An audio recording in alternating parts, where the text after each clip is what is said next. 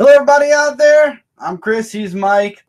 And you are here with us once again for another Dark Avenger comic book review. And it's time.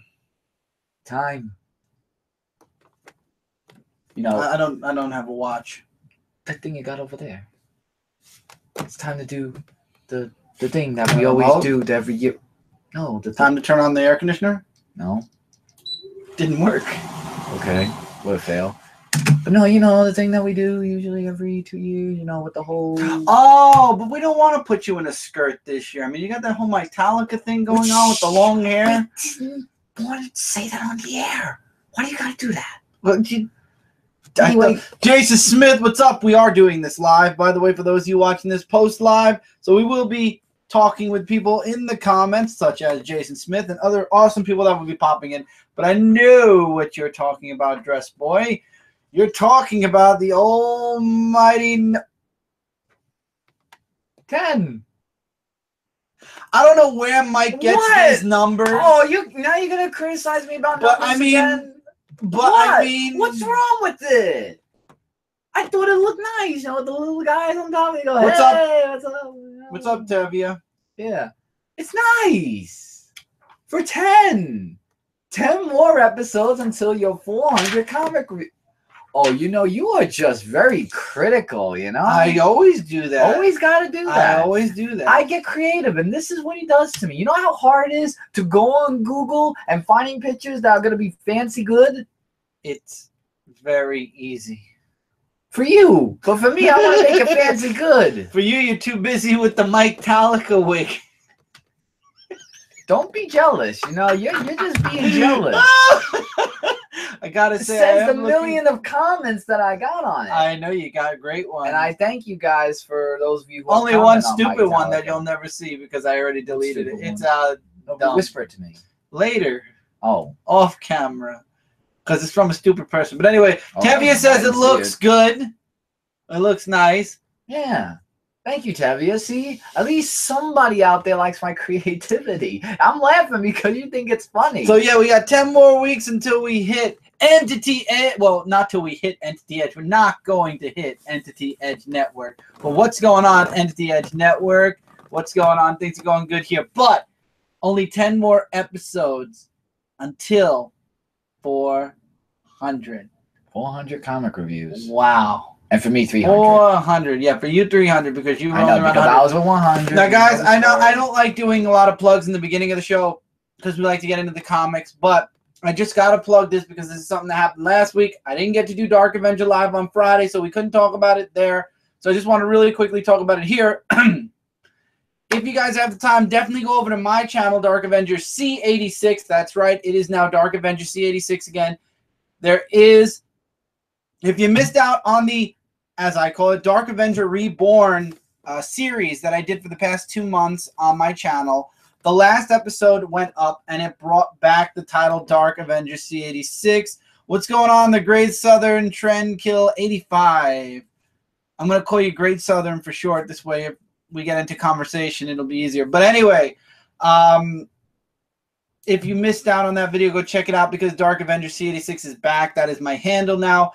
I'm no longer going by Chris Ventura. I'm going by Chris, the Dark Avenger. So that's how we're going to be going from this point on. There's going to be some stuff on my channel going up. Not going up as in new stuff is coming immediately, but as time moves forward, there will be a Dark Avenger podcast coming up soon explaining why, what's next, etc., etc., etc. So look forward to that. If you're not subscribed to Dark Avenger C86, hopefully you'll go over to my channel and subscribe. Because like Brent, like Mike, Spider, and like everybody else on Comic Frontline, I definitely want to keep my solo channel going, and I definitely have a good idea of what direction I need to go in without thinking too far outside of the norm that I've been doing since day one. Enough said. No. Tevia really likes the angry Italian. Maybe. I'll tell you what, Tevia. Maybe I'll do an angry Italian. Well, you did. For you. Maybe I'll do one. It was nice when you did, you know, all that anger. It was fun. It was fun. It was fun. But all right, that's enough of the plugging because I think we took up, I don't have a timer now because we're live, but I think I took up enough of time to let everybody who wanted to slide in for the live segment of this show. But for those of you watching that aren't watching live, let's get into what you are here for, which is the comic review. Mike.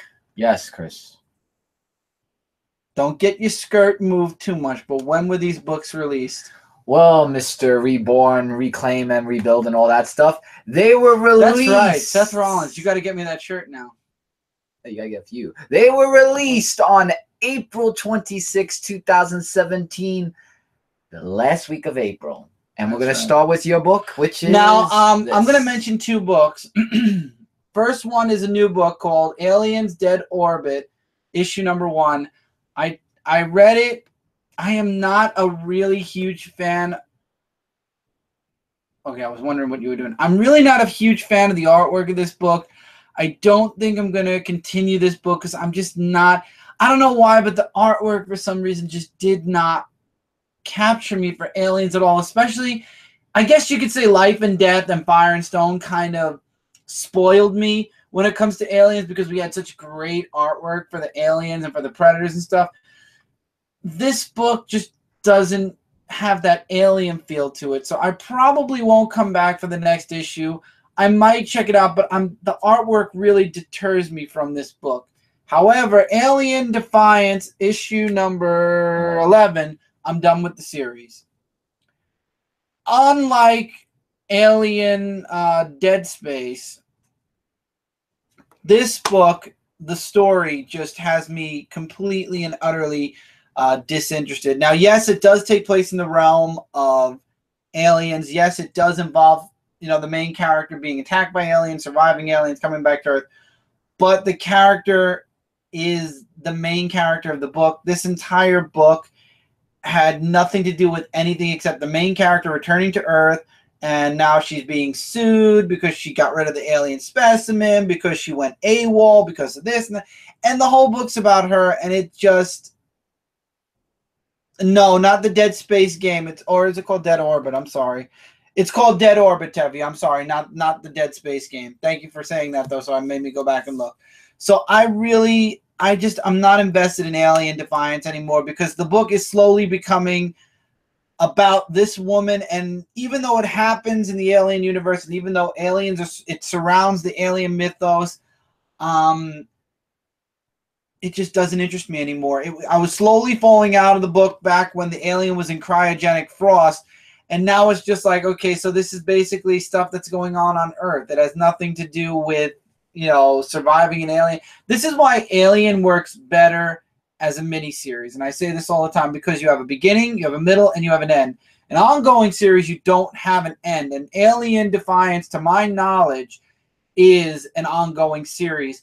And unless you have an ongoing series that has multiple stories in it, like every arc is a new story with a new character and everything, holding one character and doing an entire story with them, unless it's Ellen Ripley, and unless she is traveling from planet to planet trying to exterminate all the aliens out there in the universes, this book is not going to float well. And Alien Defiance just...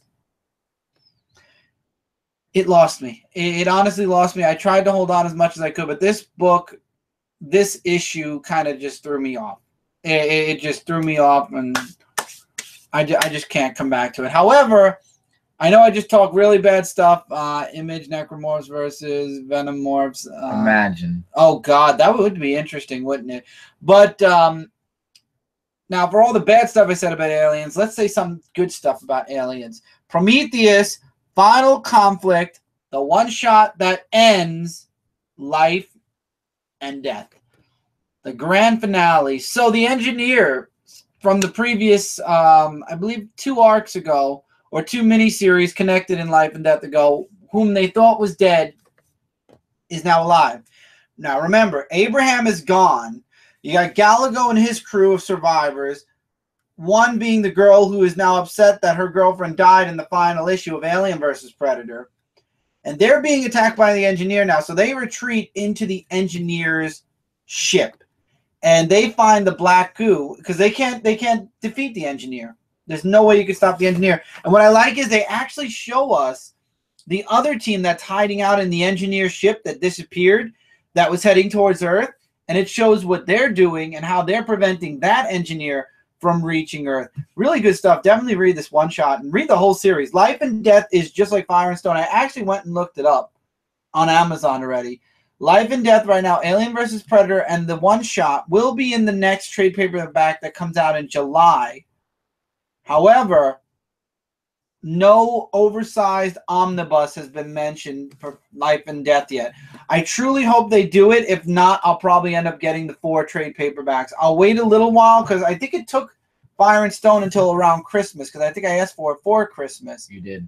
So I'm going to wait till around Christmas and see if they do it. If not, then I'll just get the 4 separate trade paperbacks. But this was a fun one-shot. I'm not going to spoil how they defeat the Engineer, but obviously they defeat the Engineer.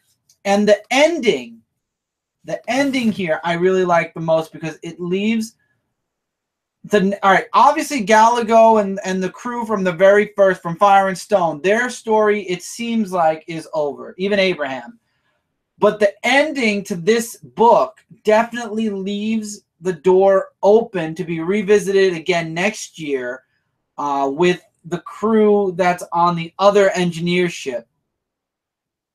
So I'm actually hoping we do get another one. I don't know if they're going to do it. I'm not sure how well it was received by fans, Life and Death.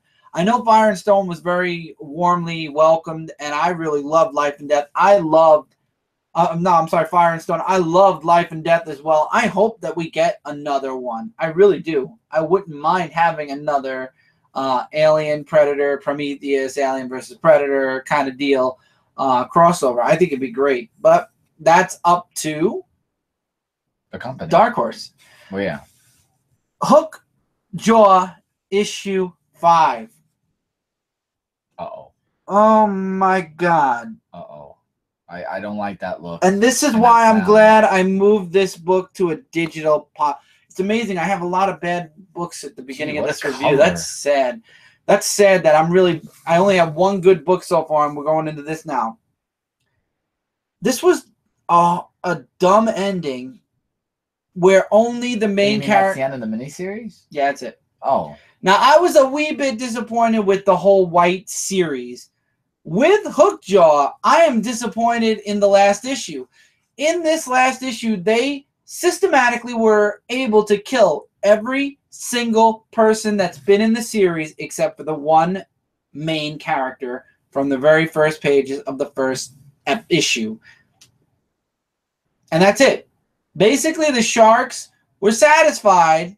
Long story short, the Sharks were satisfied as soon as they ate all those humans, and this one woman somehow, miraculously, by playing the dead card, like, you know, don't move, don't do anything, they won't see me.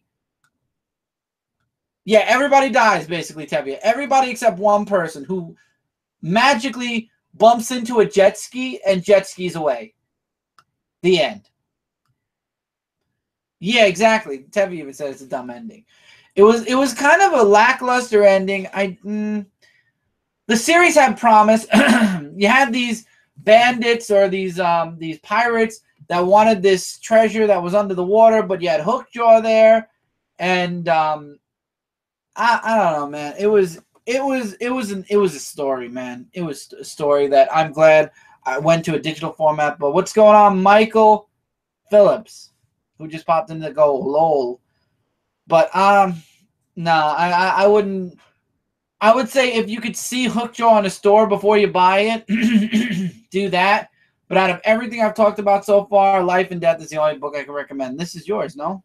Yeah, but I thought we both three. But okay. I could do it. Yeah, you go ahead and start it, and then I'll put my 2 cents in. So this is WWE issue number 4. That is a really nice cover. I will say that. And since we talked about the whole claim, rebuild, and everything else that's wrong in the beginning. Yes, I love that. This book focuses on him. Yeah, this is the part where Seth Rollins, who is trying so hard to get back into the wrestling ring, but good old Triple H is holding him back from doing it, and he's setting.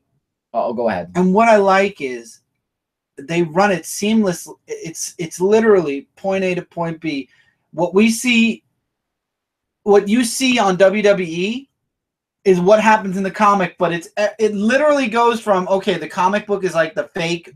We all know wrestling's fake, but basically they added The comic adds a behind-the-scenes story to what's in front of the scene story. So they took events that really happened in WWE, you know, in front of the audience, and they added the backstage stuff. So the part where in WWE, Seth Rollins shows up after he his injuries were healed, and he went after Roman Reigns. Well, now they added that whole backstage part with Triple H trying to stop him. And at first we thought that Triple H, you know, in reality was happy he was back, right? Mm-hmm. So I like how they seamlessly, it's like comic book, what happened in WWE, comic book, WWE, you know what I mean? That's exactly what I was going to say, really. No, that was not. Yes, it was. No, that was not. It was. I was going to say I love the behind the scenes, and also on that bridge when he took a motorcycle. See, I didn't say that. To go, I was going to get to that. And then all the wrestlers try to stop him too. And this was at the Extreme Rules pay-per-view, by the way. And Triple H wanted to stop him to not interfere in the main event. Right, because he banned him from ringside until he felt. Right. Yeah. So when he went in after the match was over and did the whole, that's when we all were happy that Seth Rollins was back. He was like saying, no more rules, no more authorities. I'm my own man. He goes after, well, he's going to be going after the championship.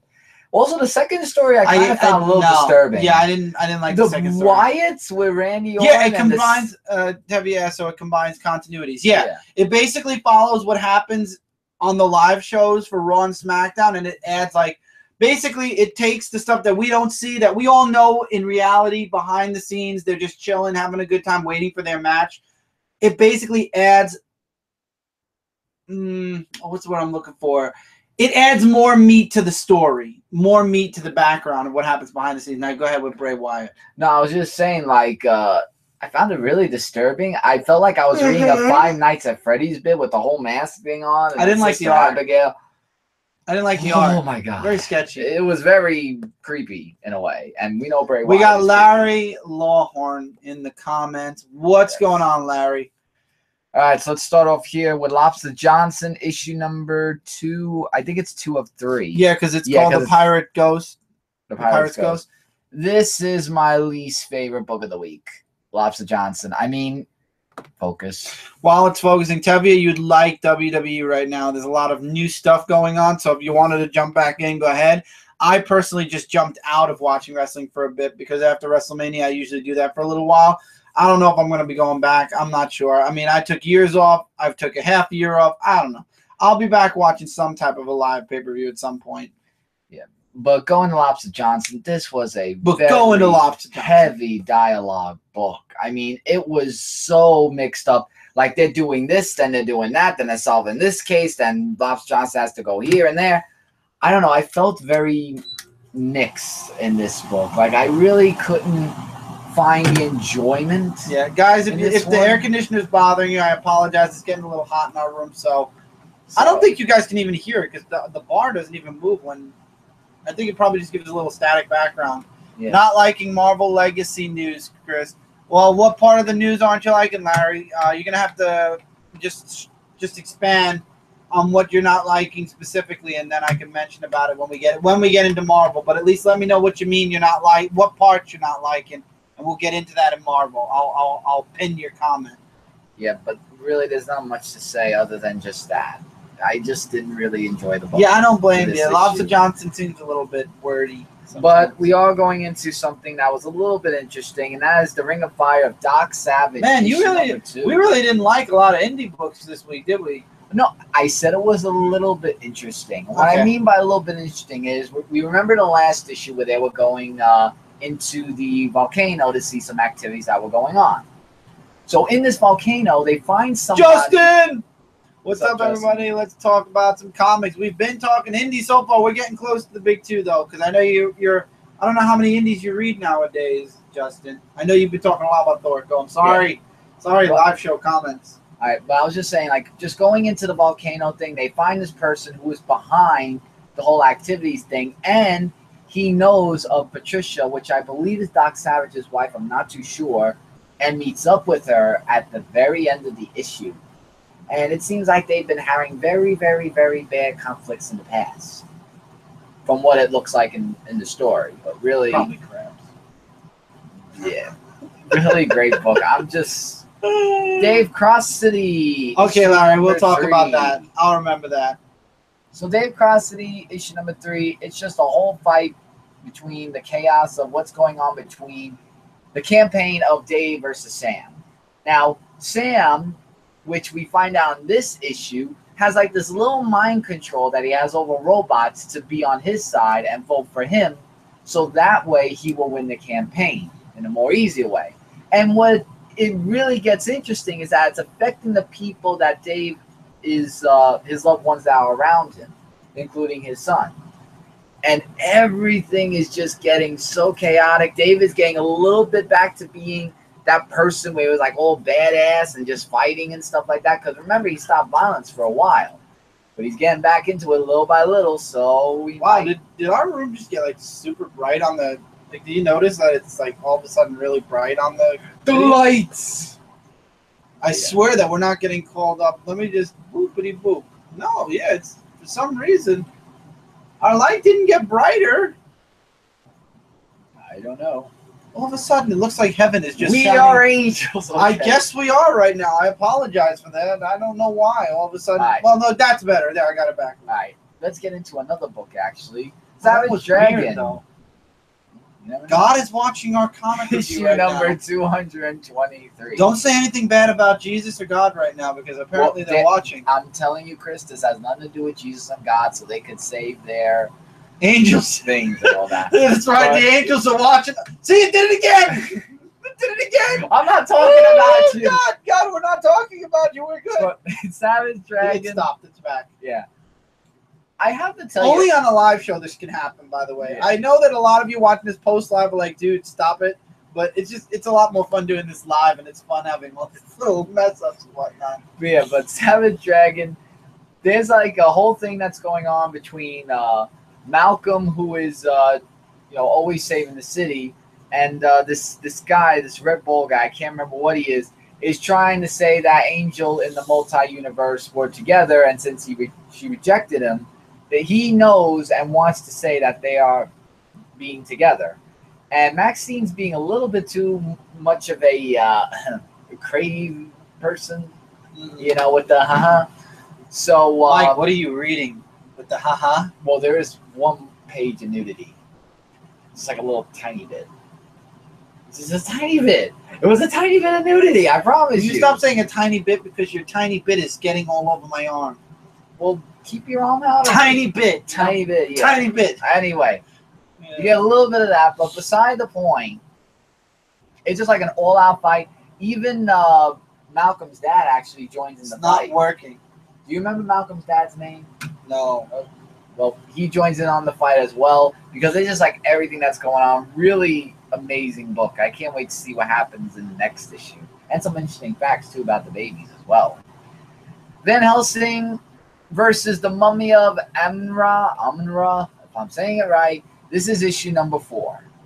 And in this issue, we find out more about, well, we start off with Van Helsing is fighting off against the Manticore, which was like a really interesting fight. And the Mummy Queen was the one that sent the Manticore after Van Helsing. We all know Van Helsing wins. Come on, she's Van Helsing. And we get a little bit about her journal. Aren't we getting another Van Helsing book soon? I don't know, because there's an issue 5.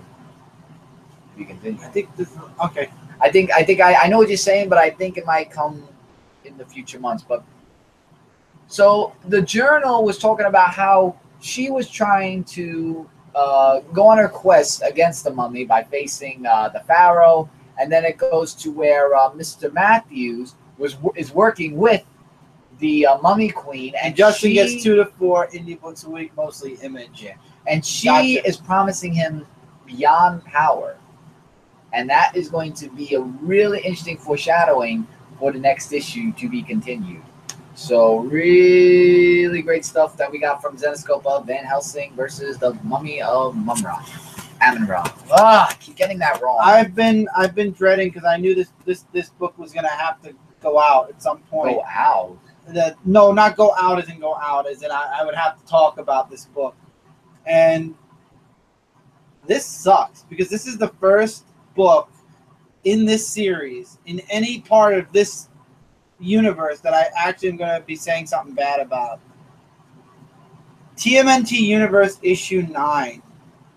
Did not like it at all. I thought I'd never hear you say that. I didn't think it would be this early on. I was hoping we'd be initially like issue 200 or something. But the artwork happened? Well, it's TMNT Universe, so it's different.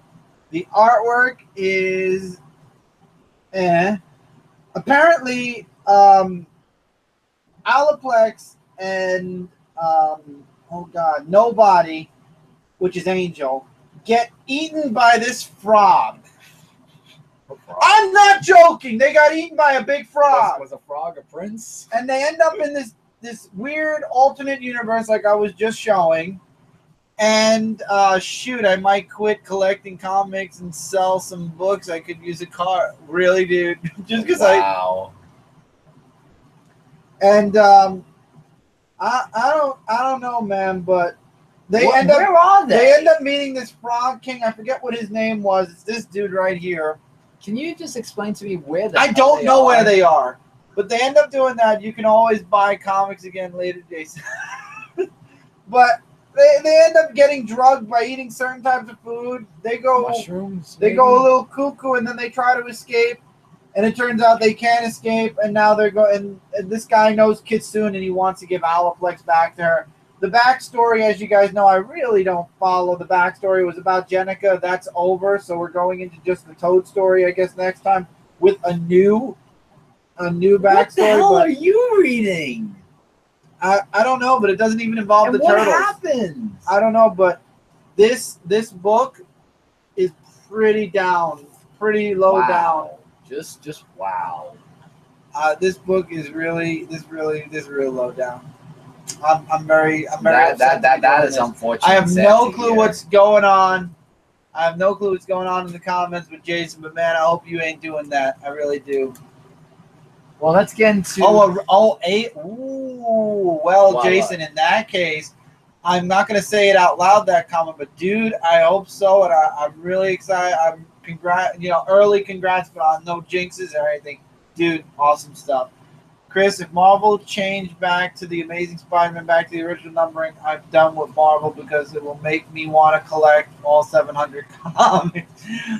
We'll talk about that, Larry, I promise. We're almost there, bud. I understand what you mean now, Jason. Gotcha, and man, I wish nothing but the best for you, man, and I wish nothing but best of luck on that, and hopefully you'll come back and tell us what the results were. Go ahead. Okay, now let's get into something a little better. Better than talking about what Jason said, or better than TMNT? Than the TMNT book. Oh, anything could be better than the TMNT book. XMen War, issue number 2, which I did review on Comic Frontline, and I have to admit, I really love the artwork in this book. Like, the artwork is just really, I really like the artwork in this one. And what it's talking about is that Arak's just going on a mission by the captain, and he goes to Ironside before he goes on this mission. And Arak, I like the new direction that he's going in. Like, remember how in the first issue he wore the suit? This is just showing him as a warrior, and I like seeing that different perspective of him being a warrior, not following the captain's rules, doing things himself, because that is Arak after all, and just trying to and completing the mission that the captain set out, along with having a really interesting fight battle. They got more stuff that's going to be on their hands, and it's to be continued in the next issue, because now the new mission was to capture the Cadian Emperor.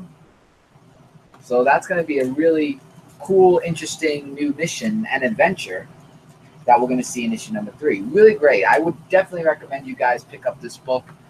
And yeah, I mean, I like the new direction it's going. So I don't know about them, but I like it. Grimm Fairy Tales issue number 5. Skylar gets called by Tink. Yes, we're going into Bell. I'm sorry, not Bell. Tink. Bell. Bell. So Beauty and the Beast Bell? No, Bell. Who are you talking about? Tinkerbell. It is Tinkerbell then. Yes, but in this universe, it's Bell. Her name is Bell. Belle. Oh. And what's happening are these little fairies that are eating people. Mike, are you getting the Exo comic on free comic? I think we are. I think we are. Well, we ordered from DCBS. We got to pick a couple of books. I think it is. If not, we'll try to get some. We really don't want to get some from Midtown because as much as it's, we would love to get all the free comic book day books from Midtown. Right. From Midtown, what they do is they don't charge you for the book. The book's free. They charge you for the handling instead. So technically you're paying for the book and you're paying for the shipping. So free comic book day books, even if you get them all, it's going to cost you still $20 unless you want plus shipping. Unless you want to wait in line from your comic store, and I don't want to go all the way to travel to Manhattan. So Sky teamed up with Bell to figure out where these people eating fairies are going, and it turns out they're going to this other girl whose name leaves my mind at the moment. I think Tink says her name, Nyx, Nyx. This girl, wonderful artwork, gorgeous artwork in this book. I really like the artwork. And Bell and Nyx fight, and Sky jumps in to fight the mini fairy things. And again, it's a one and done because Nyx, escaped and run away. Bell chases her back to Neverland and says, "If I need you again, can I call you?" At first, she doesn't like Sky because she was calling for Sela, but then she finds out Sky's her daughter. And what happens is she says that Sky is the best predecessor for her mom, that her mom will be very proud. And it kind of ends like that. I don't know, guys. I mean, one and done stories. I mean, as much as I love them, and yeah, every once in a while it's nice to have it. This story felt like, okay, fairies ate somebody. Sky teamed up with Bell to go to Neverland and find out it's Nyx. Nyx ended up fighting Bell and Sky for a couple of pages. She ran back to Earth. Tried to kill somebody else, failed, ran back to Neverland. Bell chased after her, and she says, "If I need you again, Sky, I'm going to call on you." And Sky's like, "Cool." She's finally getting the hang of being the Guardian, which is cool. All right, back to digitals. In Grimm Fairy Tales, Mr. Phelps, there's this is like, I know Peter Pan. Oh, what's the word I'm looking for? Oh, what's that series called?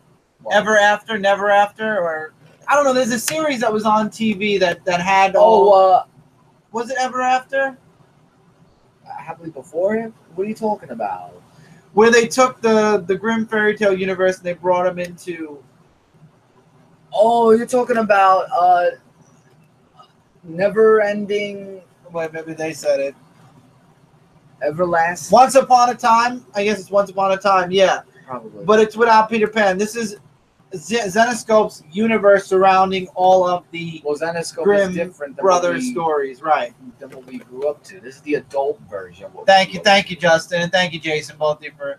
I agree with most of Marvel comics going back, but Amazing Spider-Man because it first started with the 2015 series. Okay, we'll get to it, Larry. I think we're actually on the big two, aren't we? Yeah, I was saying back to. We're on it. So really quick, Larry's concern with Marvel Legacy is the numbering. All the comics going back to their original numbering. And Larry, I know you said if Amazing Spider-Man does it, you're going to drop Amazing Spider-Man. And I hate, the stupid, though, that Once Upon a Time, that's a soap opera. I know, right? Once Upon a Time is different. I think we had to do a Media Madness on it, or I forgot. We were talking about something about it a while ago. Was it in the Zenescope panel? No. Once Upon a Time is a TV series. Zenescope is its own. But yeah, no, I don't watch it. That's why I don't even know the title of it, Jason. That's right, I have no clue series. why. It was. Yeah, they made it a sitcom. I don't know why they did it. No. Somebody on there was on a movie. But anyway, Larry, I'm sorry, bro, but Amazing Spider-Man is one of the books that are going back to their original numberings. They haven't said exactly which books, but Amazing Spider-Man is, obviously one of them. And I think Avengers is going to be another. Venom's going to 150 with its next issue. We have a few books that are going to be going, but Amazing Spider-Man is one of the books that will be going back to its original numbering. That's just now I understand how you feel about the original numbering. I know it makes you want to get a complete set. Then I don't know what I could say for that. Marvel's trying to do a rebirth-esque thing with their universe. They're trying to go back to the original numberings, like what DC did with Action and Detective. They're trying to go back to their core, their main characters, while keeping the new characters to give us a classic feel, as well as keeping the new stuff as well. So it's Marvel's version of a rebirth. But Jason, I'll tell you something. If they're doing that, DC went down to $2.99. Notice that that's the one thing Marvel won't do, is go down to $2.99, which is funny because if DC can do it and they're doing 20 pages, it's amazing that Marvel is copying everything DC is doing except the name. Obviously, it's Legacy, not Rebirth, but the books are still all going to be $3.99, $5.99. You see how much sales would buff up if those books went down to $2.99. I guarantee you more people would be buying books. Now, man, the last book of the original number of Avengers is 400. It's going to be a lot higher now. I'm a high school student. Ah, man, Larry, I'm sorry. Well, just keep buying what you're buying now. The only thing that's going to happen is the number is going to change. Don't worry about it.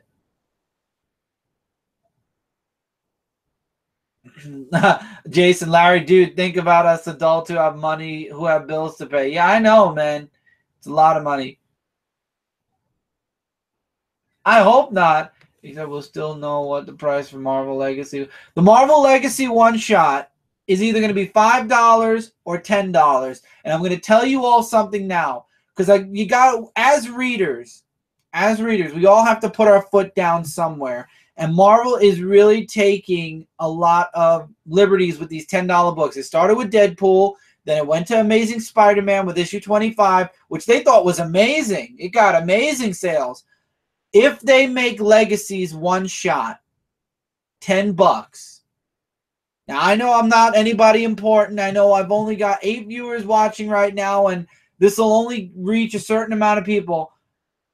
But I will not buy, even at a DCBS discount, I will not buy Marvel Legacies if it's $10, because somebody has to tell Marvel, look, we don't have that kind of money for one book. And to be honest, let's all be honest here, Marvel Legacies is going to be a glorified preview of every single book that they're going to be making in their universe. It's going to have a couple little original stories in it, but it's not going to be a rebirth one-shot. It's going to be a sampler book. I am not paying $10 on a sampler book. I will pay $5. I will not pay $10. I don't know how you all feel, but I'm putting my foot down, and I will hashtag putting my foot down to $10 comics. No comic book, unless it is a trade paperback and is 3 times the size of a normal comic, should be $10. I remember when I started collecting comics. Remember, there were those little 3 to 4 comics in one books, and those were $10 to $12. That's fine. A one-issue one-shot does not Aaron, $100. $100. Don't get my idea. Oh my God, no! Does not warrant $10. I won't do it. I won't do it. So you will not see me with a physical copy of Marvel Legacies if it's $10. I'm letting you all know that now. Thank you, Michael Phelps, who says it. Hashtag no $10 comics, because that's true. I'm done with it. Marvel, DC, whichever side of the field it is, unless it's Superman, because you all know I can't not buy a Superman book. I am not paying $10 for a comic ever again. I was let down with Amazing Spider-Man 25. We didn't buy any of the Deadpool books, and the DC Christmas special, it was all right. It had some good stories, but not worth $10. I didn't buy Amazing Spider-Man 25 because it was $10, and that's what Justin said. Exactly. Wow, man, Jason, a lot of hashtags. Bring back a buck. Bring back the 90s. Make comics great again. I honestly would be okay with $2.99 at this point, because Marvel has so many books. $2.99 would be a huge help. The only Marvel book I'm buying is, of course, that's good. That's good. That's good. Yeah, Larry, man, I know how you feel. I am comic shop, the closest comic shop to us. There is one, but the owner is a jerk. It's about 10 miles from where we live, but I would just hop on a train and go into the city and go to Midtown. But I get our comics through the internet. I don't even bother going to a store anymore. We used to have a store, ironically, right up the block, and that store closed right before I started doing Dark Avenger, actually. Maybe a year before. A year before? About a year before. Yeah. But anyway, that was our 2 cents about what do you call Marvel Legacies. Again, this is a review / dark makeup for no Dark Avenger Live this past Friday because we had no internet, so this is going to be a bit of an episode. I just moved closer to my shop. Lucky you, Justin. Lucky you. If I could move into the city, I still wouldn't because the city is an insane place. All right. I don't have a physical copy because I must have missed it. I will be getting a physical copy of Hulk issue number 5. I do have the Iceman variant cover for XMen Resurrection. It only took 5 issues to finally get Jen to the point where we're finally going to be seeing She-Hulk. The book opens up with a flashback to when right after Secret War.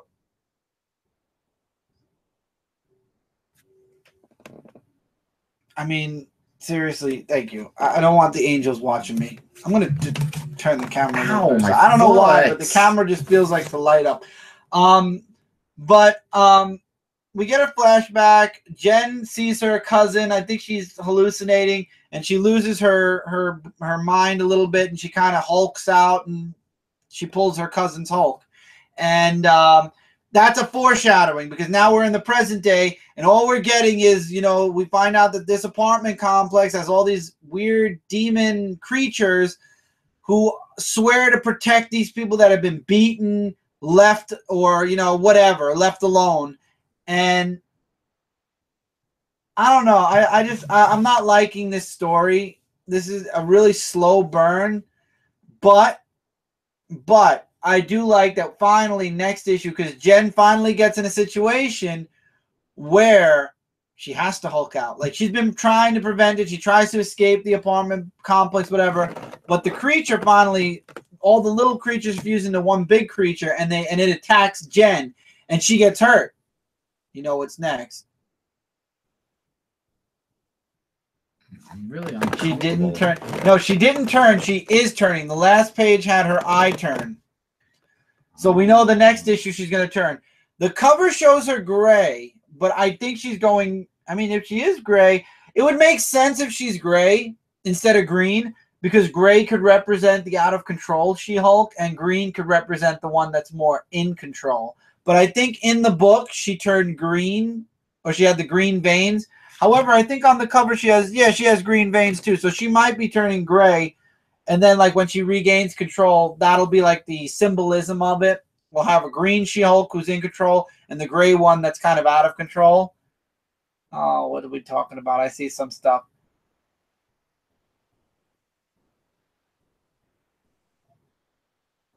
Politically correct. There you guys talking about that. And Jason, just to throw us off topic for 2 seconds. Damn, why is Toonami missing episodes of Dragon Ball Super? They've been doing that since the dawn of time, man. Really? They've always screwed around. They've cut episodes. They've taken entire episodes out. I try to get them Japanese, man, for that reason, because for some reason Funimation just screws around with Dragon Ball a bit too much. The good news is, in about 5-10 years, they'll be in America. They're already dubbed. They're just not showing the episodes for some weird reason on TV. Maybe they'll be on the DVD sets. Oh. Weapon X issue number 2. Yes, we're moving into a digital format. I already found out that the trade paperback for Weapon X's first volume is actually coming out in July, so I will be ordering that. This issue we have Wolverine and Sabretooth fighting these robotic people still. Warpath shows up at the beginning of the book, and he's being chased, and he's being chased by this helicopter that's trying to poach these horses. So he goes after the helicopter because he's bread and butter of the earth or whatever. And the horses turn out to be cyborgs. He ends up getting captured, long story short. So now he's captured. And yes, Bruce is coming back with Legacy. So Warpath gets captured. We go back to Sabretooth and Wolverine, who are fighting the other two cyborgs. The cyborgs end up getting called away. They get one. They end up getting one, but he self-destructs, so he erases his brain. And Wolverine wanted to keep him alive, so this way they can get information on where these things are coming from and why they're being targeted. But they get called away, the other robots, and now it's up to Wolverine and Sabretooth to kind of track them and figure out, you know, what exactly is going on. And you got this weird, crazy scientist that's trying to get all of these Weapon X people together for a reason. Was that young Wolverine in the tube at the end? No. In the end, that was Warpath. There's a label at the top of the tube, and it says Warpath. It was Warpath. They actually put him in the tube to start extracting his DNA because they're making like this super being with all of the DNA from everybody from Weapon X. Old Man Logan may be going away. I don't think he's going away. I think Logan's the one character that might not be. I think that we'll have a bunch of Logan. We're gonna have old. We're gonna have Jimmy Howlett, and we're gonna have regular Logan. Like,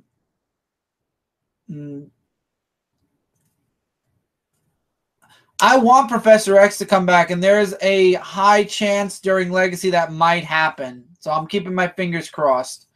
So Darth Maul going into Star Wars issue number 3. Issue number 3. I really enjoyed this issue. So they find the Padawan. The Padawan is being wait, what? Wait, what?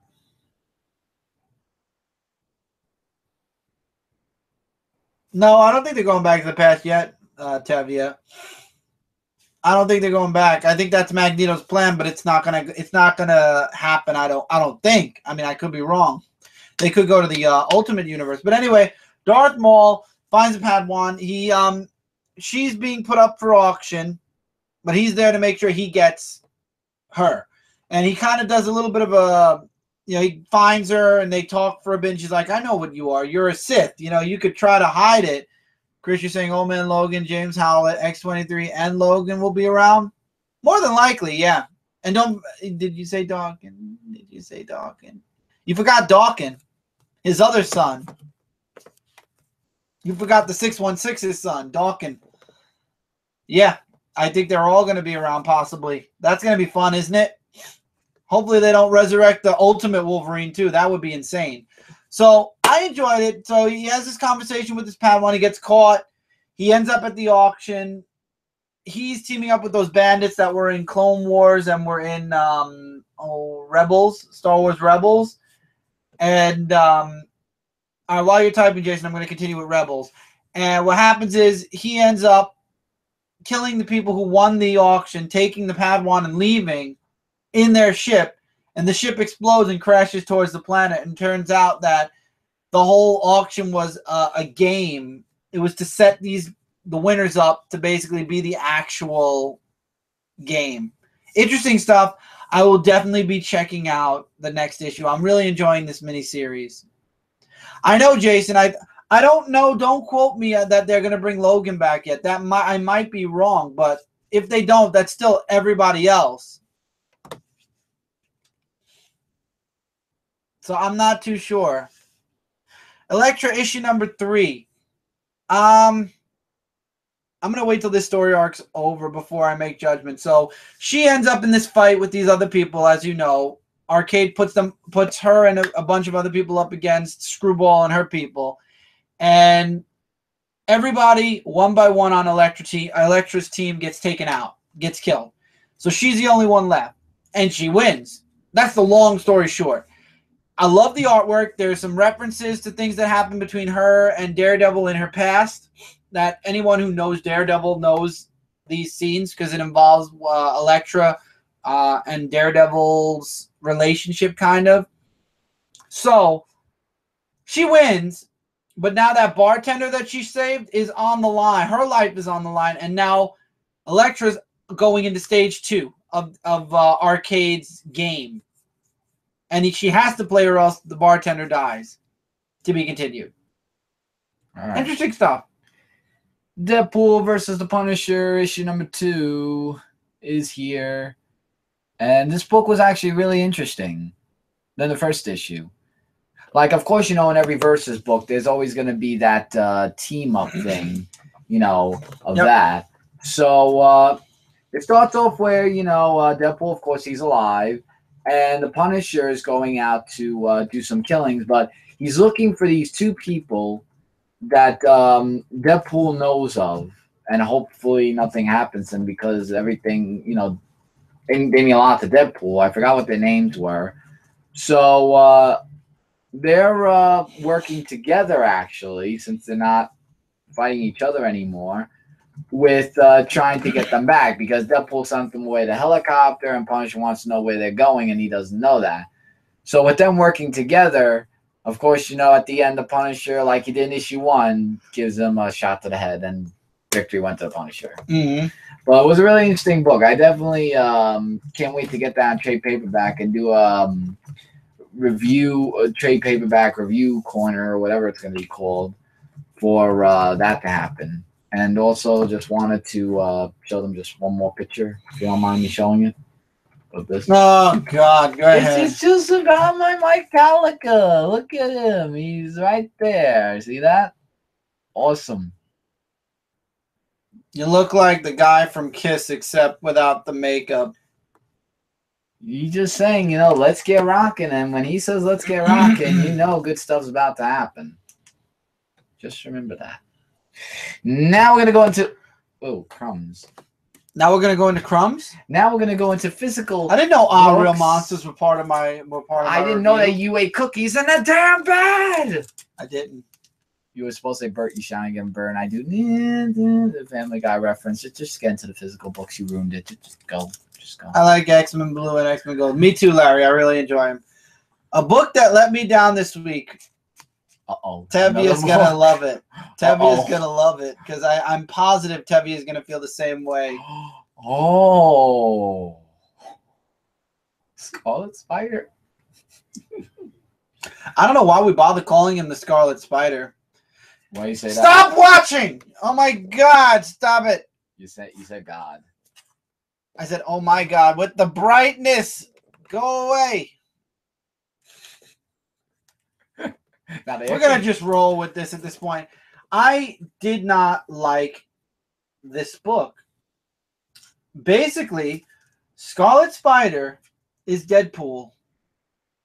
What? He tries to be Deadpool. He tries to be funny. So he's Wade? No.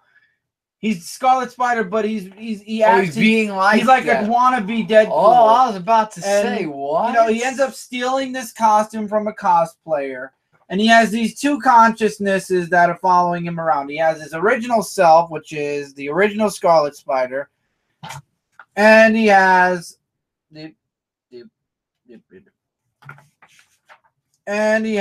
Jackal part of his personality following him around. So multi-personality much? Right. So he has 2 voices in his head, just like Deadpool. Oh my God. So he's a bad guy, but kind of trying to be a good guy. He saves this woman, but then wants money from her. He's losing his mind. He's like, your name wouldn't happen to be Mary Jane, would it? And you got Kane, who's trying to figure out if Ben is alive, which he does find out thanks to the woman that gave Ben that money. And now he wants to know where Ben is, or else he's going to hurt the woman. And he's like, I'm not a superhero. So at least classic Kane, right? We got classic Kane. So this is what Ben Reilly looks like now. So he looks like Deadpool with hair. And rips. He looks like Kane. When did Ben Reilly become Kane?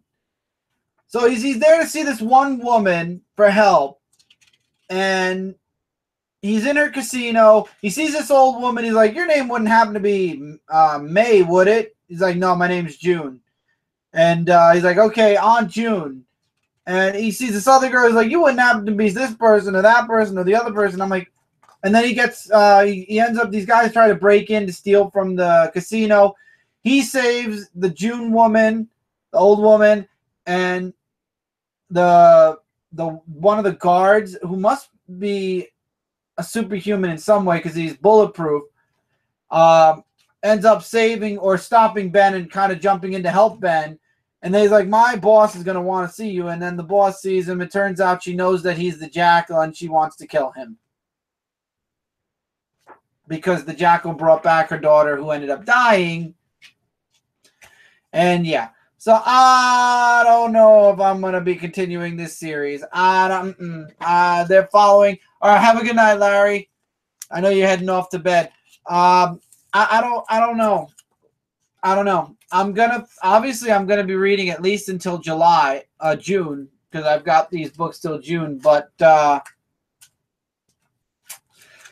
it's following directly after. I mean, obviously they're gonna follow right after the Jackal story arc, but I don't know how. I didn't watch Jay's review yet because I didn't. I wanted to be able to be independent, have my opinion first out there, and then I was going to check Jay's out. So I don't know if Jay agrees or disagrees. He put out a review on it, but no, you can't have it, Jason. I'm going to keep this issue. That's okay. Issue 1 was enough for me of Scott. Oh, so you're done too, Justin. I didn't know you didn't. I know I figured you read it, but I didn't know you didn't like it. I don't know. It's not the Ben Reily I remember. His brain has been screwed with too much. So I'll probably end up dropping the series. If not in July, definitely by August. If this is the direction they're going, where he's kind of lost his mind. Didn't like it. Wasn't what I expected. Justin, same here. I was hoping that, maybe he'd be wanting to redeem himself after, losing his mind as the Jackal. And he did kill his Jackal persona. Foiled again. Sorry, Jason. He did get rid of the Jackal persona, but he also told his former self, the Scarlet Spider former self, to go away as well. So now it's kind of like the symbolism of he's not going to be the Jackal anymore, but he's not going to be the Ben Reily Scarlet Spider-Man we knew either. And I don't like it, and I don't need a Deadpool Spider-Man. We don't need a Spider-Man trying to be Deadpool. We really don't, and I don't want it. So I will probably, more than likely, be moving this book to a digital format a lot faster than $20.99. Obviously $20.99 Spider-Man is digital. This book is written by Peter David. Art is by Mark Bagley. I don't know who made the decision on how Ben was going to be, but if Peter David is following if Peter David has the ability to fix what was messed up in Amazing Spider-Man, Peter David, please fix Ben back to the way we all know and love him, or kill him. I hate to be blunt like that, but either kill him or fix him, because this Ben Reily ain't gonna work. This is no, and it's not like $20.99 Miguel where you can kind of make him have quippy jokes because of what he needs to not be Deadpool. Let's put it that way. And Mark Bagley's artwork looks great, but again, this is Scarlet Deadpool. That's what I thought when I read this book. It immediately went to Deadpool. I don't know if anybody else felt the same way, but I'm like, I'm reading a Deadpool book or a person trying to be Deadpool.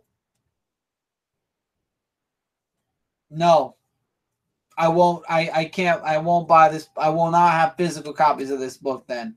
I'm actually, as I'm talking about this first issue now, I'm thinking about actually switching it to a digital file, oh my God, pile, starting in July, not even waiting and just moving it digitally. After reading it, I'd rather have Kane back. I agree with Kane. I won't buy it. That's mine. The name is Matt. Gotcha, Matt. I agree. And what's up? I hate the idea. Why did Marvel turn Ben Reily into Deadpool? I have no clue, Tevia. The hood on the costume also kills it for me. Yeah. Yeah, it does. Well, Marvel, I tried to give you Ben Reily a chance, but you done screwed it up.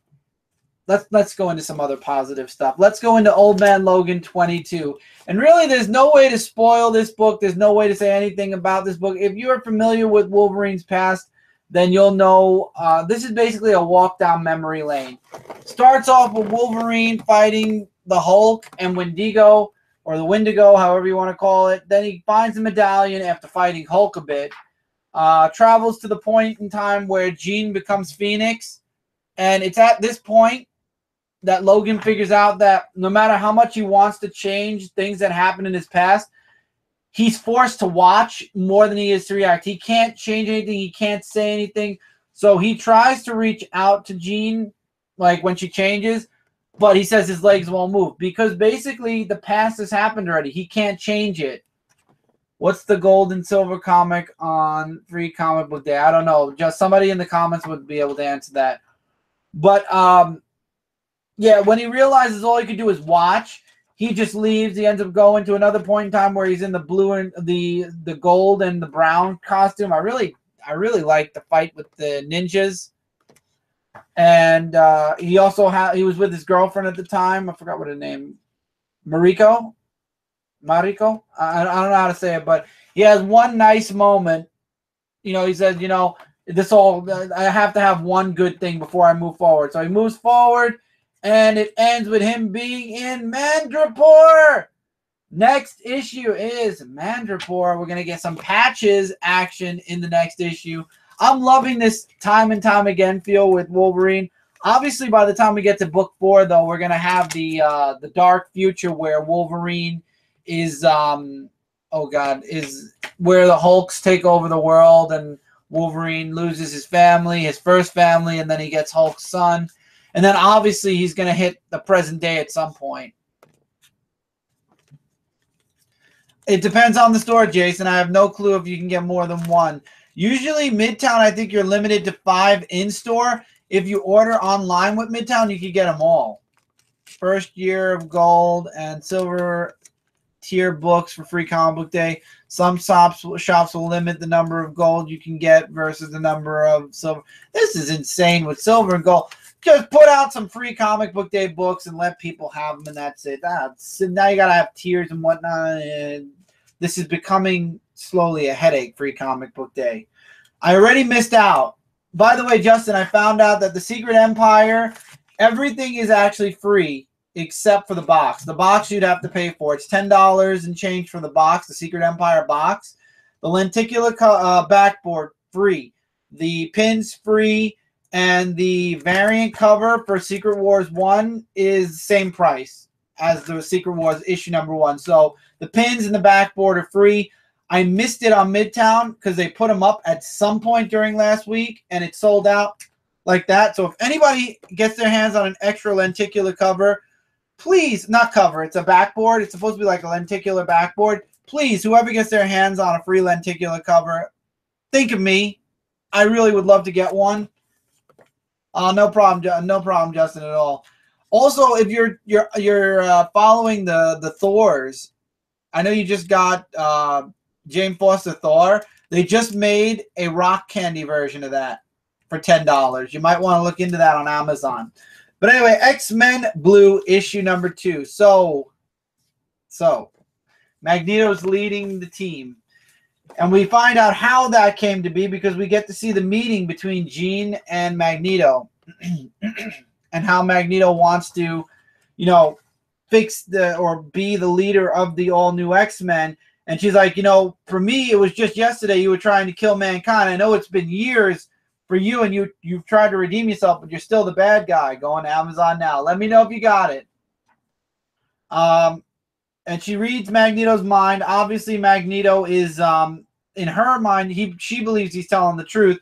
We go to a danger room simulation where they're training to fight Magneto. So basically, Jean and the team are going to let Magneto lead them. But at the same time, they know at some point he possibly might turn on them. Found it. Gonna have it. Have to buy it. Yep. Told you, Justin. I knew you'd love it, man. That's why I thought of you. First thing I saw it, I said, I got to tell Justin. So they're training for the day where Magneto turns on them. So they'll be ready to fight Magneto. At the same time, they're letting him lead them and, you know, be their guide as they're fighting as the X-Men. Something's going on with Beast, and it has something to do with his connection to the magical realm. We don't know what yet. Bobby and his boyfriend look like they're on thin ice. No pun intended there. And I'm leaving the Iceman stuff at that. We find out that Jean delved really deep into Magneto's mind, but she believes that there's something else going on. And Magneto finds out about these Sentinels in don't move. In Barcelona. So he sends the X-Men over to check it out. And the Sentinels are actually welcoming. Interesting stuff to be continued. Actually, I will say one thing, and I mentioned it already. Magneto is trying to make a machine to send the original X-Men back to their own time and point in time. I guess you have to find the exact point in time to send them back, so this way they can stay and they'll fit back in. So Magneto basically is trying to get rid of the X-Men. I think this is a big opening for if they bring back the Ultimate Universe. Magneto's going to send the original X-Men there. Or maybe the original X-Men will go back to the past. Who knows? X-Men Gold, issue number 2. The X-Men fight the Brotherhood of Evil Mutants. I hope Magneto can do it. Justin, me too. So we can have one X-Men team. So we have this advocate against mutants that's watching this fight between the X-Men and the new Brotherhood of Evil Mutants. We find out that Mesmero is kind of leading them. And he ends up taking Wolverine hostage, or Old Man Logan hostage. S.H.I.E.L.D. shows up, and of course Captain America, because we all know Secret Empire is going on. So Captain America has a meeting with Kitty Pryde and says that there's a new woman who is the Heritage Initiative Director, who believes that she was waiting for something like this to happen, because now she wants to kind of find a way to what's the word I'm looking for? Deport all the mutants out of America, because she's like, America has all these superhero people and all these mutants and all these Inhumans. Why should we be the only ones? Let's deport them out of the United States. This is starting to feel like Buffy, and that's not good, because I'm not really digging Buffy right now, because they have concentration camps to basically take all the magical people and put them in one place because of something that happened. Now you're giving me X-Men Gold, and guess what? In X-Men Gold, they want to deport everybody out of America. So between deporting and the concentration camps in Buffy, oh boy. So she wants them deported.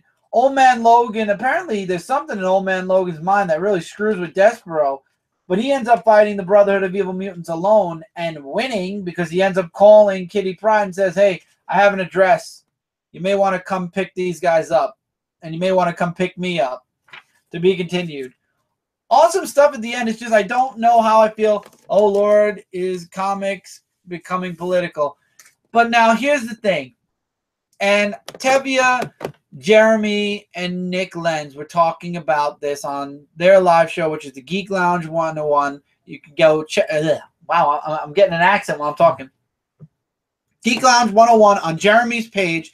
Unfortunately, Jeremy's not in the comments tonight, but they actually talked about X-Men. And X-Men has always been, and Alan just said it, but I'm going to say it again, X-Men has always been a political book. Even Stan Lee says it represents racism and how a specific race that's different, is being discriminated against. So unlike Buffy, where they have the concentration camps, this I understand. But again, this woman isn't, I thought the woman was a mayor or something at first. She's just an initiative person. They're not going to deport the X-Men. She's just saying that by the end of the story arc, or even less than, or even a little bit after that, they're going to just ignore her statement, and they're not going to deport all the mutants. She's like, they should go back to Genosha or Utopia, where they had. That's not going to happen. They're not going to get deported. This woman's going to get brushed off like yesterday's news. Baby Groot is all that my best friend talks about. Wow, I'm sorry, Alan. Yeah, X-Men have always been political. Watching this in Heroes Decoded. Nice. All right, so I already reviewed this on Frontline, so I'm not going to really give a heavy review. I can't even believe they made this book. I'm surprised you didn't read it. I didn't see it in the pile. Batman the Shadow, issue number 1. The Shadow knows. A person dies who is a relative of Lamont Cranston in Gotham. Batman's on the case. The Shadow shows up, and it looks like he attacks Batman. They get into a really awesome fight, but Batman ends up losing, or the Shadow ends up running away, and now Batman wants the Shadow. Batman wants to find the Shadow, and he finds out that the Shadow's Lamont Cranston. We get to see a bunch of people from the Shadow's past, especially Penny Margot Lane, which she's super old. Yeah, she's super old now. So he ends up going to his friend Ducard, because he wants Ducard to train him to be able to fight the Shadow. And then we find out the biggest twist of fate is, oh, there is another page. Wow, okay. I'm going to tell you guys something. On my digital comic, it ended here. I guess I got a bad copy from Comixology, or maybe now it's fixed. But it ended here for me. It says, this is where Ducard, we find out that he's the Shadow, and he's like, you seek the Shadow, don't worry. I was like, wow, that's a really dramatic ending. Well, it turns out there's another page. He's closer than you think. Oh. Now that makes better sense. You know they're going to team up. Because I was like, that was an abrupt ending. Ooh. You don't have to look so far. What was that? What was what? The Shadow coming in summer of 2017. Yeah, Mike has his book is coming back. Summer of 2017, The Shadow. The Shadow knows all. So I like this book. It was a lot of fun. I love the artwork. Lots of good stuff. I'm glad you got into The Shadow, because I've read The Shadow. I've reviewed The Shadow before. You have? Uh-huh. You just took it over. No, you took it over, but I've reviewed The Shadow. Well, The Shadow knows. And I've read all the books you've read that were The Shadow too. But that was excellent. And I just found out that there was another page in the book. Wow. Go figure. My digital copy was missing its last page. Learn something new every It's day. already summer of 2017. No, it isn't. Alan, June. First day of summer is June 21st. So when you talk about 21st. 21st or 2nd, whatever. I believe it's 21st though. Want to go look? When you talk about sales, release dates, and stuff like that, we are officially right now still in spring. Summer is June 21st till October 21st. It's every 3 months. July, August, September. Right. Then fall is September, October, November, December is winter, and then December. No, yeah, winter March 21st. is spring, and right. then March. So we are in the spring module. Well, for your look, if we're talking about weather, that's a completely different topic. We're talking about the shipping. We're talking about scheduling. Summer is for comic books, August and July. Summer and June. Wonder Woman 21. Oh boy. So Wonder Woman's fighting Cheetah. She fights the woman that tries to snipe her. I really love the art in this book. I love what happened in this book. So she ends up catching the sniper woman, and she knows who she is. And she's like, I know you're just doing your job, but I'm starting to take this personal. And now, but it helps to know that I'm actually doing my job too by taking you down. So we've got, oh God, why did I lose her name? Veronica, who's still looking for the way to Themyscira so she can get her daughter back. So now it's kind of linking into the year one stuff that was going on. So Wonder Woman shows up. She ends up fighting Cheetah for a bit, and they end up in front of this big tree. And it turns out that this tree is a portal, and it takes them somewhere. Veronica and Wonder Woman and Izzy, Veronica's daughter, disappear inside the tree. And I love how Cheetah's still kind of not completely evil, because she doesn't end up trying to kill Steve the first second that she's, you know, he's alone with her. But inside the tree, we find out, spoiler alert here, it's Ares' prison. So it looks like Wonder Woman's going to start finding out the truth. I love how all of the DC characters right now are getting those hints about Dr. Manhattan and how history has been manipulated and changed. And Wonder Woman actually is now face-to-face with Ares. And Alan, you should read comics often. Reading is awesome. Reading is important and a fundamental plus to life, but comic books are also even more awesome. So you should be reading and reading comics. That's my shameless plug as a comic reader and reviewer and enjoyer of comics and things. Justice League of America issue number 5. And we have a new story arc that actually started up in this, which is called Heart of a Bastich, or however you say it. Yeah, that's his way of saying bastard. Yeah, Alan, there was a super every type of animal. There was a super horse, there was a super monkey, there was Streaky, the super cat. There was Crypto, the super dog, which everybody knows Crypto. Nobody doesn't know Crypto. But yeah, those were the few human or Earth animals that were also on Krypton. The horse was Supergirl's. So yeah, so it starts off where the team is just talking about themselves and what they're doing and everything, and just basically what the future holds in store for them. I'm gonna take a sip of soda, so yeah. I got another 3 books. No, I got only 1. Oh, good. I have 1 book in the break again. I guess you could bring in water. I don't know. Anyway, so yeah, so we get introduced to this person, the Agius brand, I think. Argus, Argus. Nikos, which is this person right here, and he makes a little bit of an appearance in this book, and about his story and whatnot. We get some Batman action in this one as well. And Batman's just like, with Lobo. Like, Lobo is just like trying to make Batman feel like, thank you, like he's like a less man because Lobo's the main man, stuff like that. So I always thought I was the main man. Well, Lobo, they don't call him the main man for nothing. So Lobo goes on a scent run, and he finds some stuff while Ray and everything happens here. I mean, Lobo just gets more of a focal point action in this comic book. And he meets up with Nikos along with, what was his name? The Ray, I think? Not the Ray. The Atom also meets up with him saying... like he knows what Nikos is, and there's a whole big explosion going on, and then after that, well, there's a whole big army of them coming in, and this is what I like, how everyone turned light. That's going to be fighting off against the army, and that's like, I heard the song Light 'Em Up in my head, because it's like saying light us up. I heard Light 'Em Up in my head for some reason with Fall Out Boy, but this is a pretty good book. I'd definitely say pick this up if you want to read it. I'm going to get a drink of water. Batman Detective Comics, $9.55. Spoiler. We actually find out that Spoiler had made a website, but this whole book is really just Cassandra, the orphan, fighting her way to her mother to stop the League of Shadows. So we find out everybody's still alive. They've just been, caged.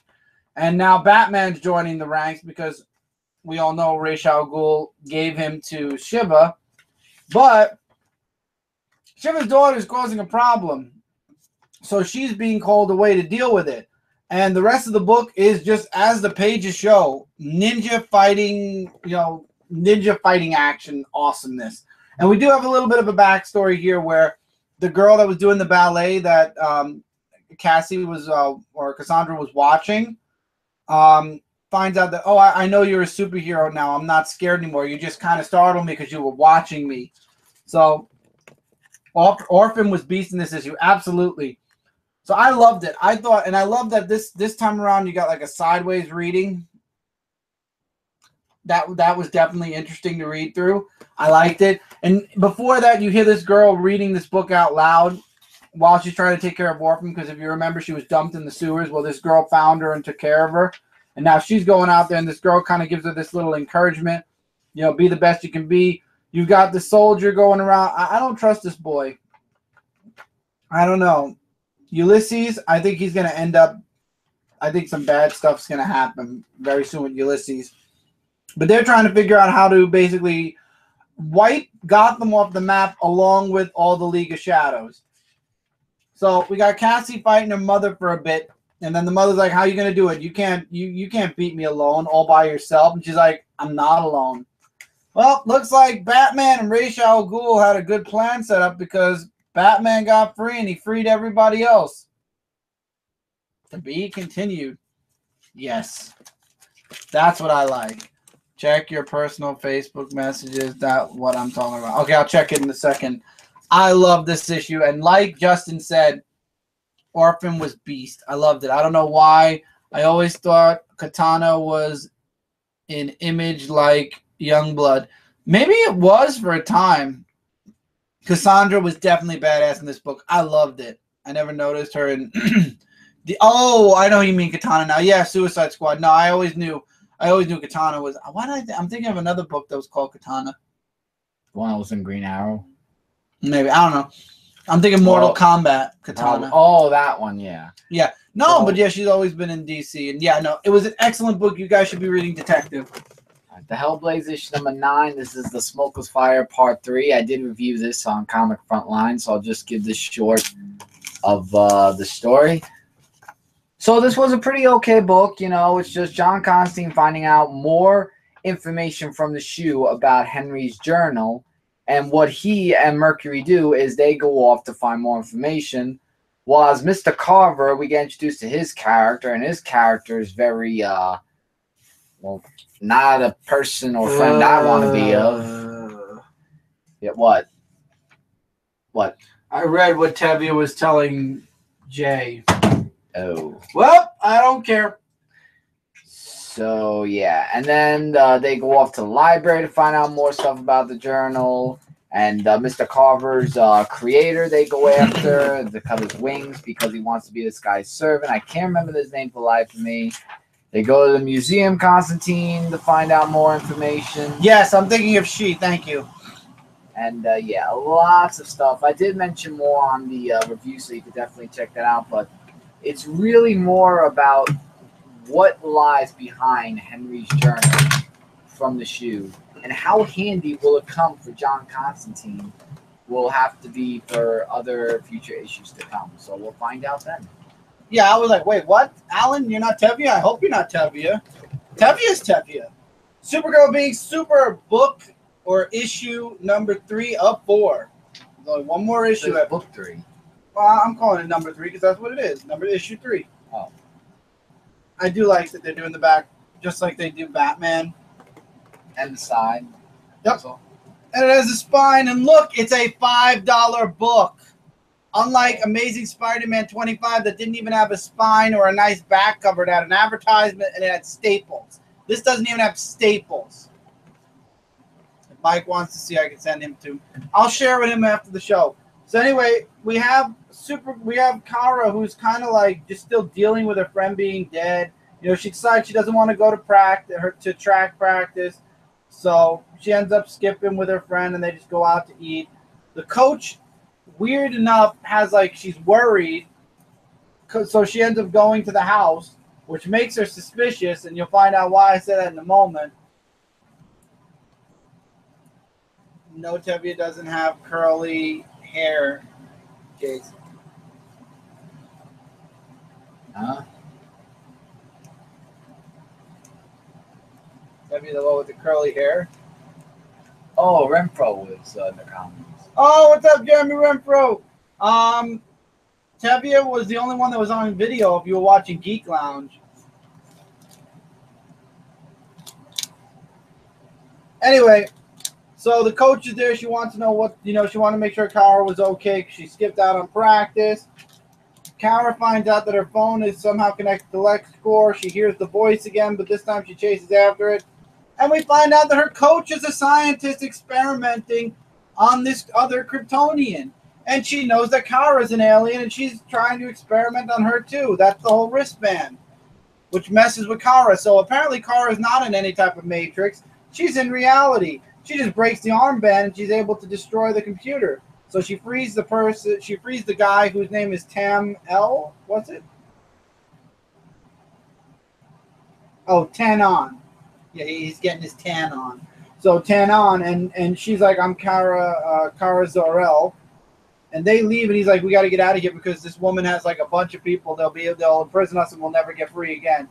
So now we find out that she's going to follow after this guy because she's not safe because her family's no longer safe because the coach is going to obviously go after them. And she ends up following this other guy, and we find out that he's not so nice either. It turns out that Tanon, because of all the experiments that were done on him by the coach or the fake coach, now he doesn't really like, humans, and now he just wants to exterminate them all. So obviously the next book is going to be him trying to wreak revenge against the humans that experimented on him, and it's going to be up to Kara to stop him. And obviously that's where we're going to get the Supergirl costume possibly finally. We'll find out. It was a nice issue. I really enjoyed it.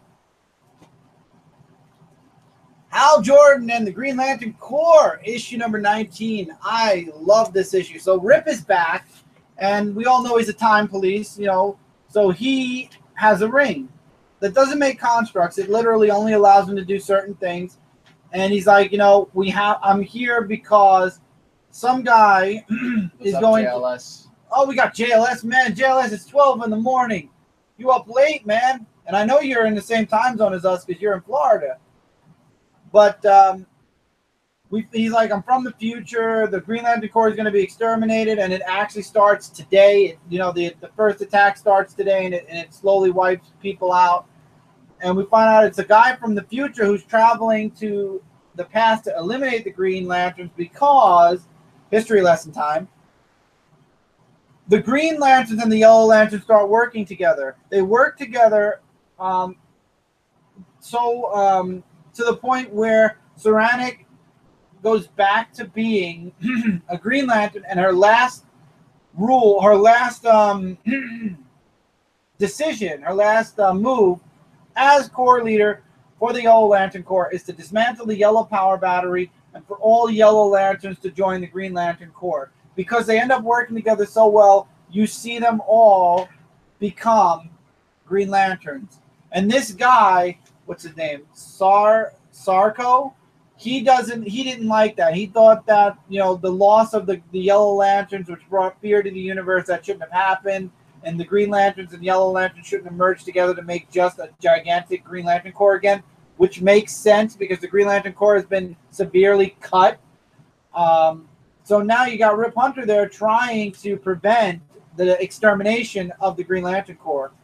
And correct me if I'm wrong here, I did not know that Kyle Rayner and Carol broke up, because here he is flirting with Saranic, and he's like, we should go out on a date or something again. I'm a Green Lantern now. I'm not a White Lantern. I have, this is my home base again now. I fight as a Green Lantern. I don't have to worry about saving the universe or whatever, because now I'm just a Green Lantern. I'm just like everybody else again. And she kind of shoots him down, but it's looking like they're starting to warm up the Saranic and Kyle Rayner relationship again. And that's when the guy with the diamond, or Sorka, or the diamond things, his pets, attack. And it turns out that the light goes right through them because they're made of like a glass or a prism. And the light just shoots right through them. So looks like the Lantern Corps is about to go through some hard times with Mr. Stokoe. So now Rip has to team with the Green Lanterns to stop Stokoe and bring him to justice in the future, because Stokoe is actually from the future. All right. I still wonder where Booster Gold is. Booster Gold is in the future. He'll be back soon.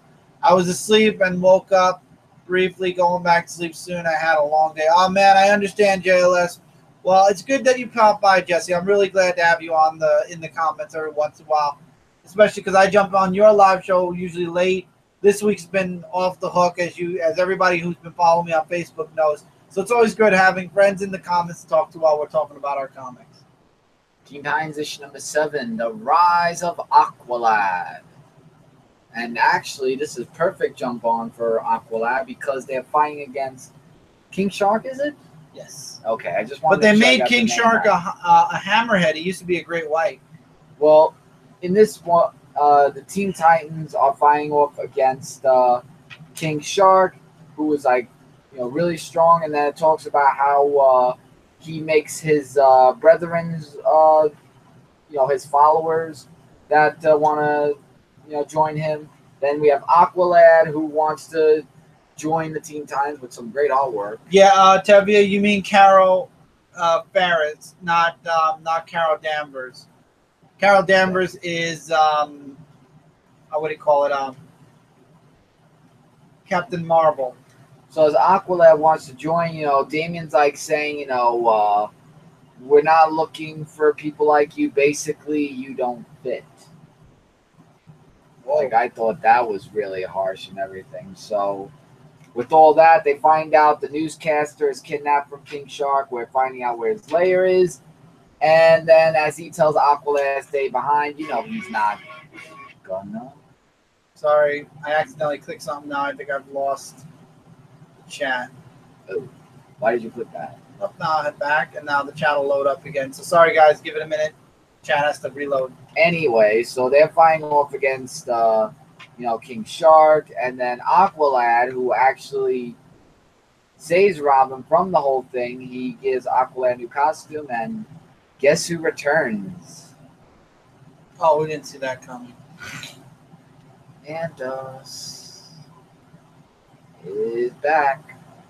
Mantis, Black Manta. Black Manta. Oh, something like that, yeah. Oh boy.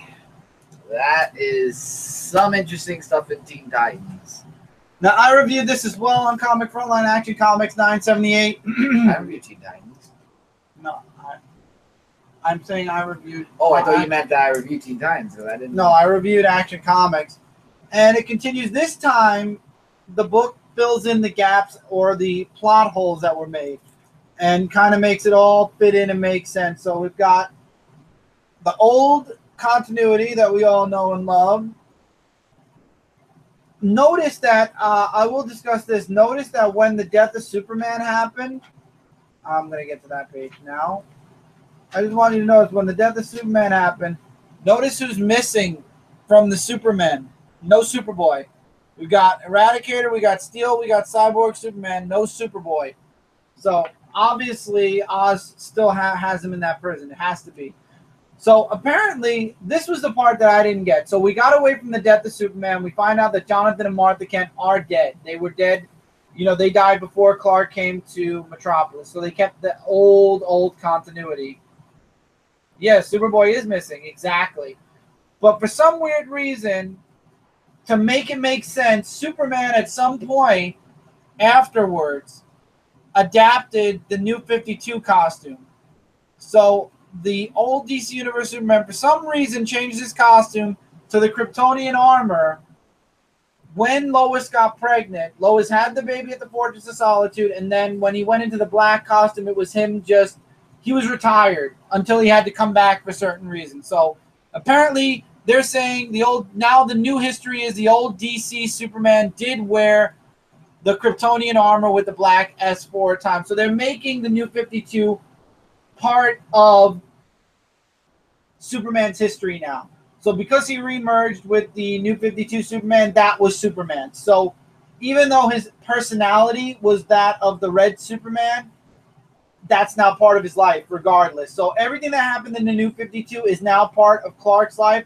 They just added in the part where Lois and him got married, the history before that with the death and all the other events that happened, him taking sabbatical to raise John, and him and Lois being married, and of course the pregnancy. Then Oz attacks him in the Fortress of Solitude, and he freaks out, and we get to see the Revenge Squad starting to take formation, and it looks like the Eradicator is resurrected and joining the Revenge Squad. Starting with the next issue, I'm positive we're going to be seeing Superman versus the Revenge Squad. But left out, I was just going to read it. Can I put the book in? But left out a very important part of his history. They left out a bunch of stuff, Brent. I'm wondering if Superboy, also whole Superman, Wonder Woman stuff. Yeah, the whole relationship with Wonder Woman was erased. Justin actually pointed it out above. Superboy's, yeah, I mentioned, Brent, I mentioned that Superboy's missing. That was what I said first, and then Justin kind of he jumped off of what I was just saying. Yeah, Superboy is definitely in Oz's prison. I'm positive now. Young Justice is going to come back, and that's going to be the beginning of the end of Ozymandias. Yeah, I know. That's why I figured you just probably popped in. That's how you didn't know. But yeah, man, when I saw that, I said right there, they left Superboy out because Oz has him. And it's going to be a Kid Flash moment. When Superboy comes back, there's going to be that little jolt of lightning or something, and everybody's going to remember Superboy was part of the rain. Other stuff is going to start becoming true. You're going to see. You're going to see. Slowly, things are going to go back to the way they were. Speaking of Oz and everything else going on, we've got The Flash. I'm going to try to get it to work. Yay, it works if I do this. The Flash issue number 21. Back in a physical copy, at least until the button's over. So Flash does his, we find a little bit at the beginning, by the way. I believe this is Thunderbolt, part of the JSA. He was part of the JSA, and apparently it's his fault that the JSA fell apart. So now we had Saturn Girl at the beginning of Batman 21. Now we have the JSA Thunderbolt in the beginning of Flash issue 21. A lot of stuff being represented. Oh, Johnny Thunderbolt. Thank you, Brand. Johnny Thunderbolt. So I'm very interested to see what exactly, or if these are just little teasers for future stuff still. But I would love to see. What's going to happen with JSA.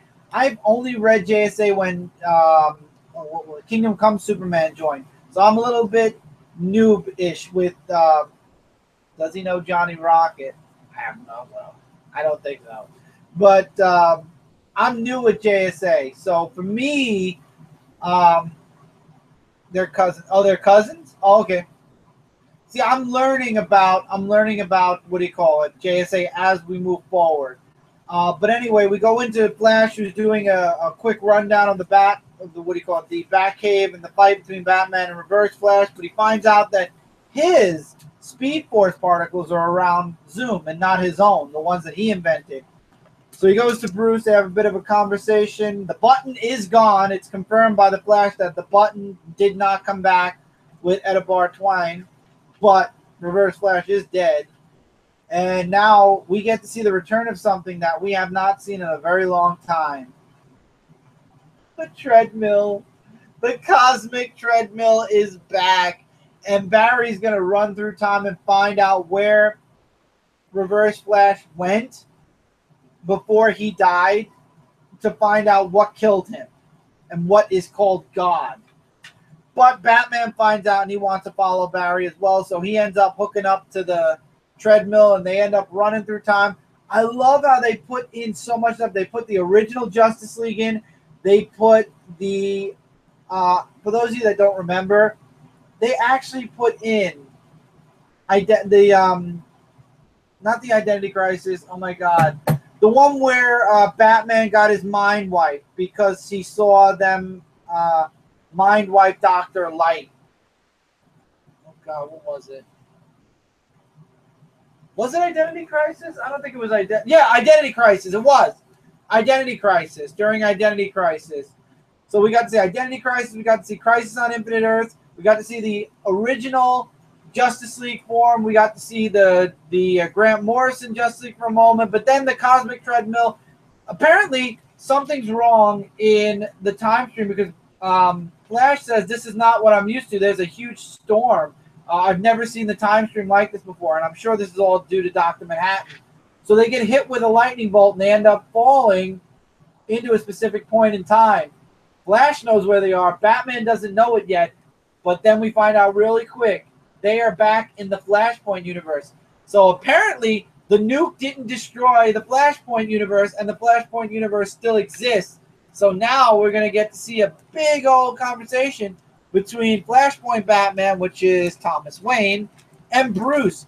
I cannot wait. Well, I don't have to worry about waiting. In another couple of days, Batman 22, the penultimate issue, will be coming out, and then Flash issue 22, the finale, will be coming out. This was excellent. The button is being done so well. And the Atlanteans like Aquaman. What? I'm a little lost there.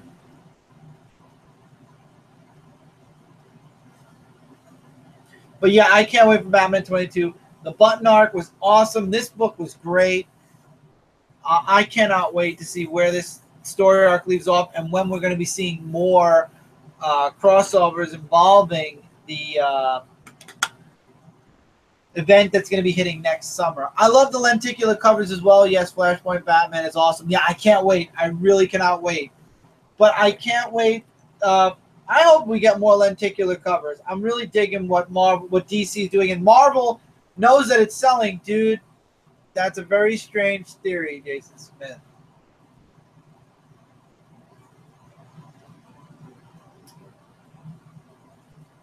That is a weird theory. I just read it. But I can't wait. And I love how Marvel was copying DC and making a lenticular Secret Wars backboard. Anybody who finds an extra one, think of me. Think of your good old buddy Dark Avenger C86 and grab me one as well. I would be mucho appreciative, and I will definitely give you a shout out if you guys can get me one or two of those lenticular checklist things that are coming out on Wednesday for Secret Empire. But anyway, that's it for this review. Thank all of you, every single one of you, so much for being here with us tonight. And for those of you watching at home that are watching this off live, please feel free to comment below whether you agree or disagree with us. Likes, dislikes, recommendations. We love hearing from you guys. So hopefully if you missed this live, because I know my buddy Peter Barker will be missing this live, hopefully we'll hear from you guys in the comments post live. And glad I caught some of the show. Man, Jesse, it's great to have you on in the comments, man. I'm really enjoying it. So can I get that? No, you cannot. Jason, go buy your own copy. And you know what this means? No. I'll buy you one from Midtown and send it to you, and we'll trade. That's what we'll do. And you know what this means? What? We have 9 left. 9 more episodes until 400. 9. Thank you. I appreciate that, Justin. Take care, everybody. But by the way, we are Comic Frontline. We are your #1 source for comic-related news, reviews, and a whole bunch more. If you enjoyed what you saw here and you're new to the channel, hopefully you'll click that sub button. This way we are in your sub box, and you do not miss out on a single video. We have videos coming out each and every day, at least 3 live shows, unless computers die, every single week. I swear I thought Mike was going to say Jason just made the list, but he didn't. And not too late. And what's it about? I don't know. Okay. Something about making the list. So we're on the road to 400. Like Mike said, 9 episodes left. Yep. Till next time, I'm trying to think. I was going to end this with something else. Oh, if you are watching this on my channel, it is probably around, by now, it's probably around June. So this is also going up on my channel later on. I have 3 episodes going up every week on my channel, Monday, Wednesday, and Friday. By the time episode 400 hits on Comic Frontline, the week after episode 400 should be uploaded to my channel. If not during that same week. I don't know how I worked it out, but episode 400 should be uploading at the same time, a week after. Or maybe a week after that. I'm not sure, but it should be right after 400. I should be caught up to myself by that point in time. And then, well, like I said, we'll talk about what goes on after 400 when we get to 400. Thank you all so much for being here with us. Take care. Keep reading, keep collecting, and I will talk to each and every one of you in the next video. Later, everybody. Take care, everybody. Have a great night. And if you're watching this post live, have a great day or night whenever you're watching it. Take care, everybody.